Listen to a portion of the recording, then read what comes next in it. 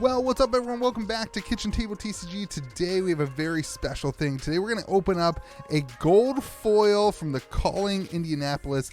Thank you to Pete from MinMax Games for sending this to me to open on the channel. I thought we could have some fun with it today and take a look at some other things and some other card games, and take a look at and have a conversation about the trophy cards and the history of other card games. Before we get there, though, Pete's got a Road to Nationals that he asked me to share.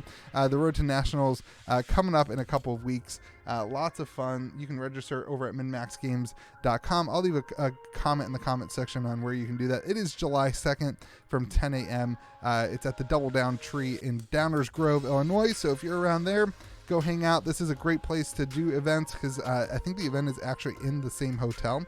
So you can actually stay in a hotel there and hang out. So good job to Pete over at MinMax. So let's talk about gold foils for a second. These are the gold foils, and I believe this one is going to fall into one of these. It's going to, I think it's going to be one of these cards, if I'm not mistaken. One of these Premier OP, Rampart, or New Horizon. I think this one was already pulled from the event, so it won't be that one. So I want to have a conversation real quick about gold foils. I have had so many people ask me, Louis, what is your take on gold foils? Here's my take. Number one, they are out of the reach for most people, so it's not as wide of a conversation to have on the channel, and that's why I haven't talked about it thus far. But it also is weird because it follows more of a Pokemon model, and maybe Yu-Gi-Oh! I don't know that much about Yu-Gi-Oh! But it follows more of a Pokemon model than it does a Magic the Gathering model. And for Flesh and Blood, they're doing a lot more things like Magic the Gathering, so it's kind of interesting. So these gold foils are super cool. They're obviously beautiful. Some of them, I think, personally look better than others. You know, there's some cards that just don't look as good in the gold foil as they do in the regular cold foil, in my opinion.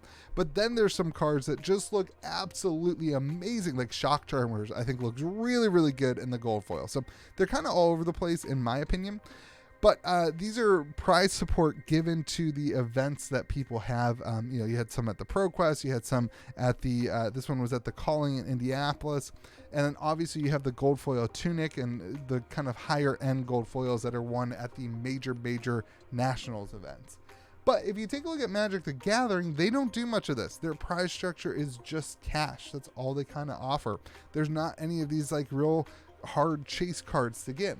But Pokemon recently, there was actually recently a really cool thing where they, CGC just authenticated 2 or 3 really rare Pokemon trophy cards. Pokemon used to do trophy cards until about 2002. They did these, and these are some of the rarest Pokemon cards in existence. They're some of the most expensive Pokemon cards in existence, and that's pretty cool. And so I think you do have the opportunity to see these cards long-term become some of the most expensive cards, as we have seen other card games. This is the Kangaskhan Holo Event Trophy, which is one of the more rare ones, given out at a Japanese tournament in 1998. Those are really rare. You've got, that's not one. You've got the World Champions #2 trainer at the 2006 World Champions. Oh, I was wrong. I thought it was 2002. Maybe it was 2006. So you've got these old cards that are selling for an incredible amount of money. This one sold for $66,000. This is a prize in another, Pokemon in 2008 or 1998. So without further ado, let's pop this one open and see exactly what's going on with the cards that we have.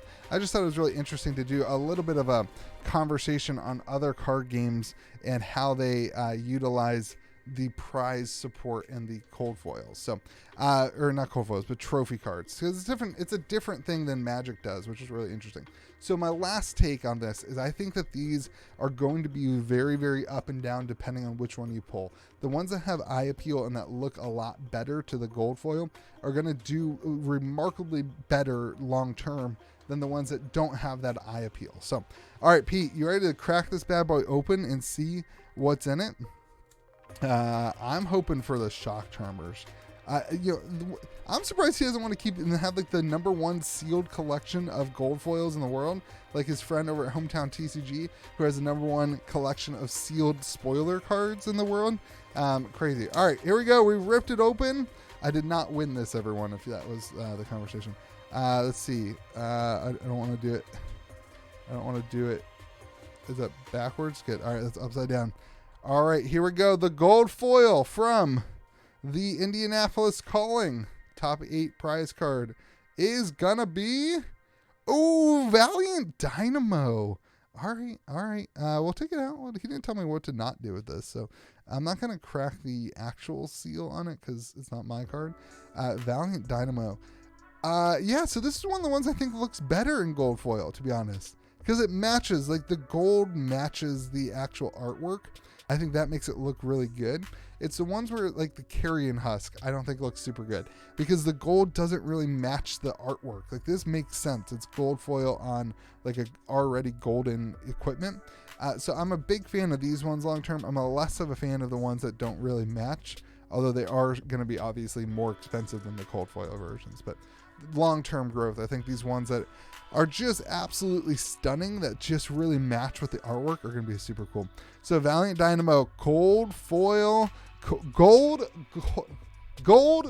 foil for Min-Max Games. Congrats, Pete. That's pretty cool.